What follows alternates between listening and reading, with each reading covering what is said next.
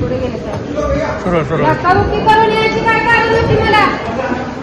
उत्तर द्या, उत्तर द्या.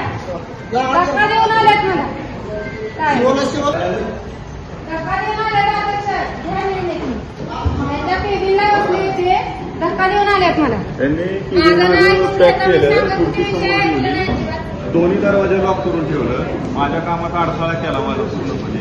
मला बाहेर पडून दिलं आणि मला जेवढी जागा उपलब्ध होती तेवढ्या जागेतून आलो. मी म्हणलं मिटिंग झाल्यानंतर जे काही त्यांचा विषय असेल आज दिवसात निर्णय घेऊन सोक्ष लावतो. तर मिटिंगला येण्यापासून अटकाव करायला नाही पाहिजे ना मला.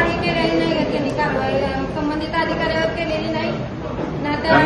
त्यांना काय म्हटलं, मी 2 दिवसापूर्वी जॉईन झाले, मला विषय माहित नाही, मला पुढे विषय समजू द्या. मी आज काल माझ्या समोर विषय आलाय तो. मी म्हटलं आज मिटिंग होऊन जाऊ देत बजेटची. मिटिंग झाल्यानंतर 100% आपण बसून समन्वयाने मार्ग काढू काय विषय झालेला आहे त्याच्यामध्ये.